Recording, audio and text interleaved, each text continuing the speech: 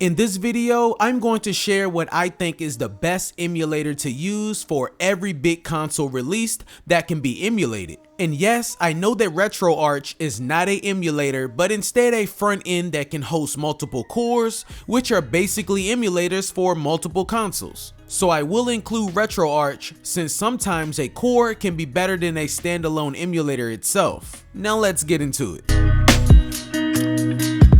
Okay, we are going to kick things off with the Atari 2600, a system that was released all the way back in 1977. Now, I'm not gonna lie, I haven't played a lot of Atari games and I'm really not a fan of the system, but if you want to experience what it was like playing those games, then the best and easiest way of doing that today is through emulation. And you have a few options to choose to run those games.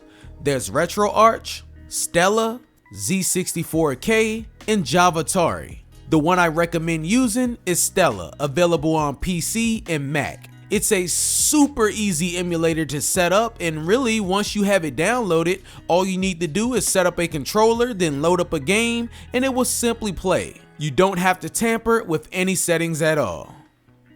The next system we are taking a look at is the NES, released in 1983. Now this console has a special place in my heart simply because it was the first video game console I owned. It was a big step up from the Atari with way better games, and today we have some great emulators that all do a good job at emulating the console. There's OpenEmu, Virtual NES, Nestopia, FCEUX, RetroArch, and JNES. All of these are good emulators, but if I only had to choose one, I would recommend Nestopia, available on Windows, Linux, and Mac. Just like the Atari emulator, this one is also super easy to download and set up, and the only thing that it requires setup for is your controller. Then you can load up an NES ROM and jump straight into a game. It's all about simplicity, and that wins every time for me.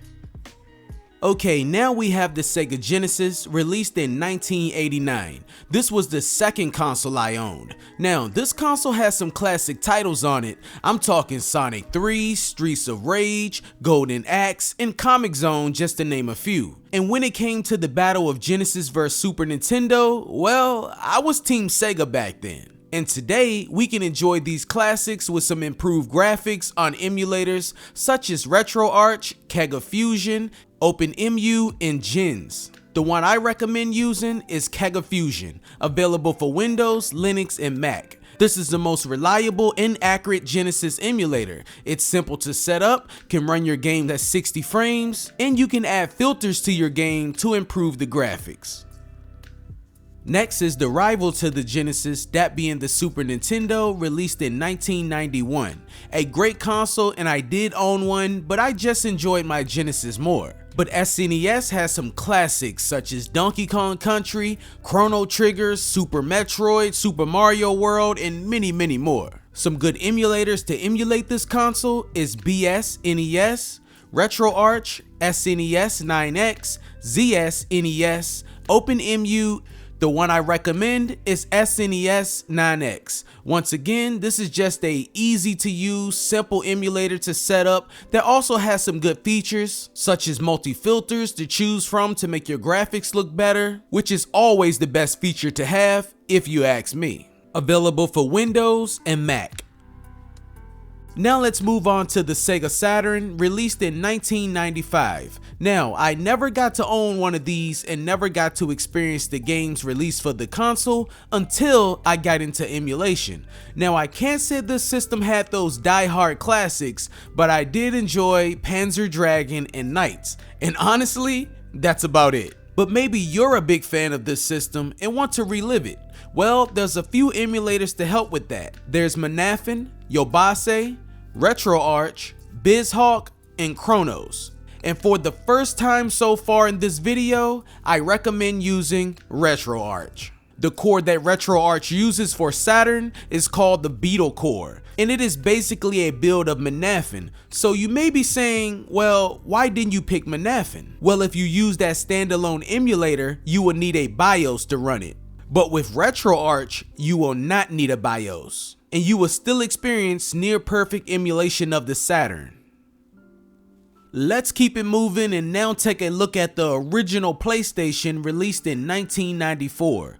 This was PlayStation's first official console, and they really made a name for themselves in the world of gaming, giving us new mascots, Crash Bandicoot and Spyro, and great games like Metal Gear Solid and Silent Hill. Now we have a few emulators that will keep these PS1 games alive, with the first one being DuckStation, EPSXE, RetroArch, PCSX Reloaded, Manafin, and Zebra. The emulator I recommend is DuckStation, available for Windows and Mac. This emulator has a very good looking interface that allows you to upload your entire PS1 ROM list to be displayed right on the front end, and allows you to upload box art to your games. Not only is it good looking, but it also has a lot of great features, such as upscaling, widescreen support, and the ability to play your games in 60 frames. The only downside is that it does require a BIOS file to work, which honestly isn't that hard to find. Now on to the console that has the most disliked controller of all time, the Nintendo 64, released in 1996.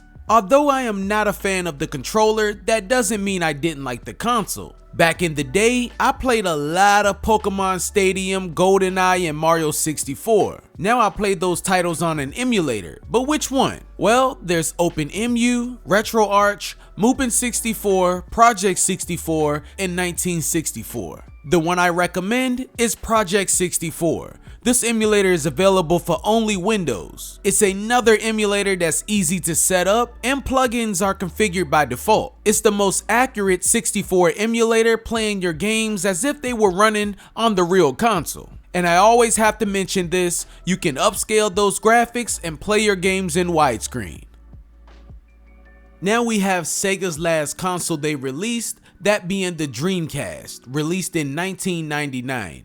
Now, I know this console was Sega's final downfall, but I really loved the system and was sad to know that the console didn't sell well. But I remember the glory days enjoying Jet Grind Radio, Ready to Rumble, and Sonic Avenger on Dreamcast back in the day. If I want to play these games today, I have some emulators. I have Redream, RetroArch, Flycast, Rycast, Demal, and Null DC.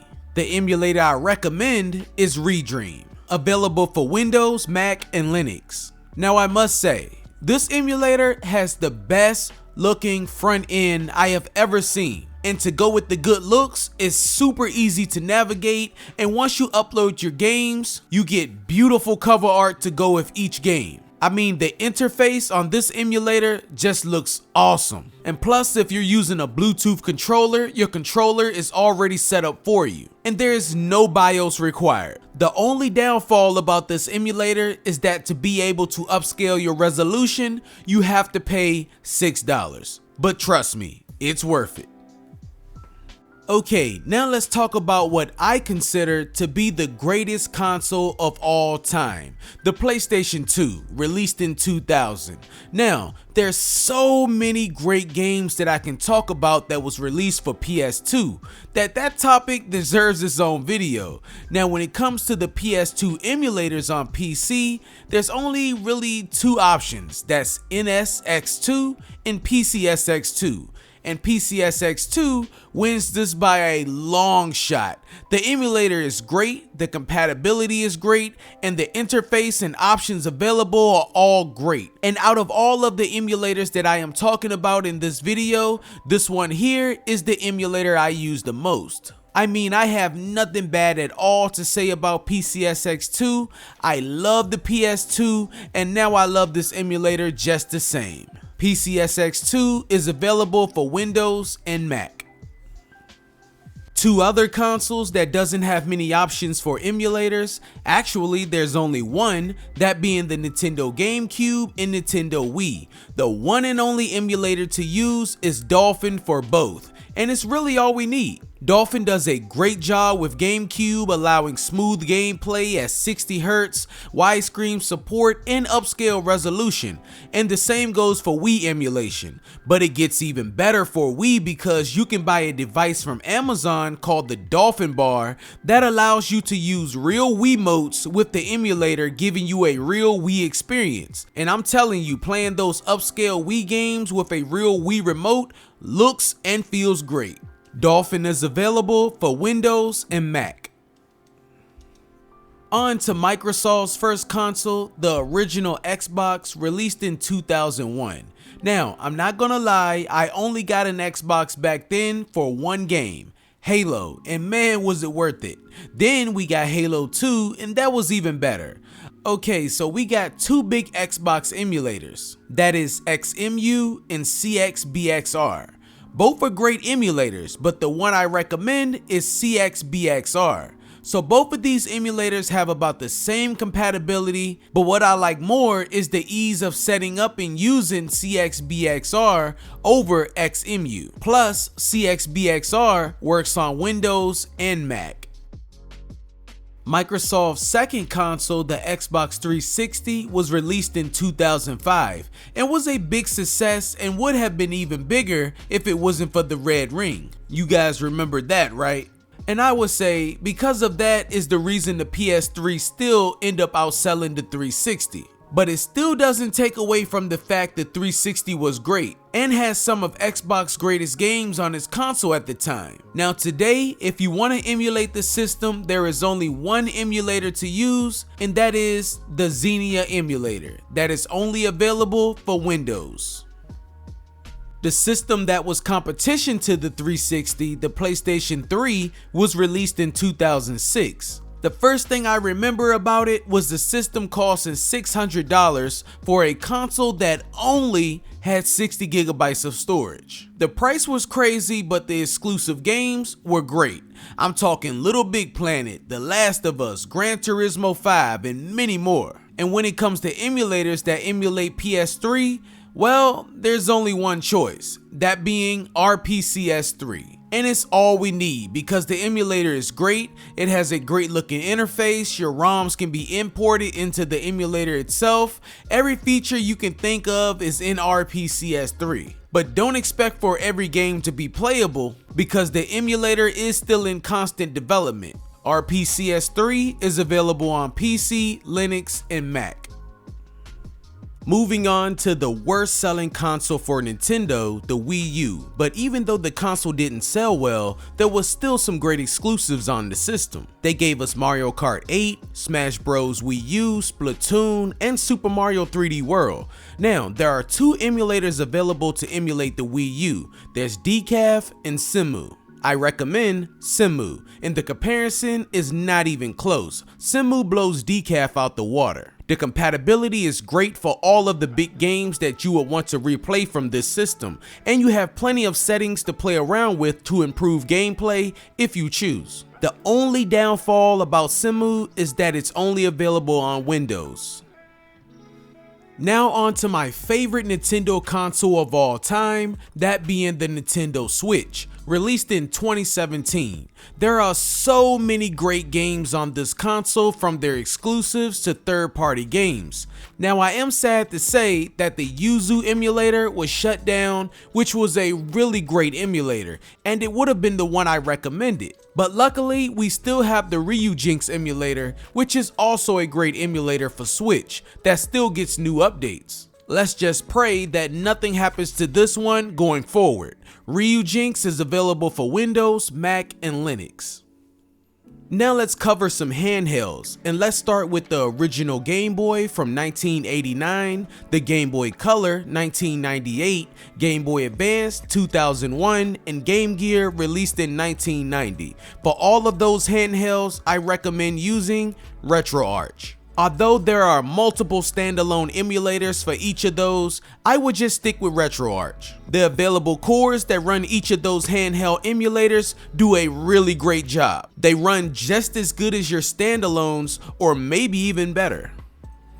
Now for Nintendo DS, released in 2004, there's RetroArch as well, but you have two better options that give you more customization options, that being Desmu Me and Melon DS. I recommend Melon DS. It has a higher compatibility list and near perfect emulation in every game. It's the only way I would want to relive some of the best Pokemon games of all time, with filtered upscale resolution of course.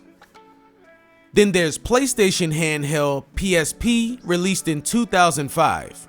Emulators available to emulate this handheld are OpenEMU, RetroArch, and PPSSPP. There's only one clear winner here, and that is PPSSPP. The emulator has a nice looking interface that uploads cover art to your ROM collection. It is also easy to navigate and understand, with a decent amount of settings to improve your gameplay and look. PPSSPP is available on Windows, Mac, and Linux. PlayStation's second handheld was the PSP Vita, released in 2011, and there's only one emulator out there that can emulate this handheld, that is Vita 3K, available for Windows, Mac, and Linux. Now personally, I really don't use this emulator because the compatibility kinda sucks, but the emulator is still being worked on and will only improve in the future. But if you want a Vita emulator, well, this is your only choice. And the last handheld is the Nintendo 3DS, and I'm sad to say that when we lost the Switch emulator Yuzu, we also lost the 3DS emulator Citra, which was also a great emulator and was the best choice for 3DS emulation. Now there is a new 3DS emulator called Panda 3DS. It's not as good as Citra, but time will only make it better. Now before I go, for any of you out there that want to play classic arcade games, I recommend using an emulator called MAME. And if you are wondering if there is a PS4 emulator in the works, well yes, there's actually two of them, but the one that's making the most progress is called FPPS4. So make sure to keep an eye on that one. Thank you guys for watching, and stay emulating my friends. Peace.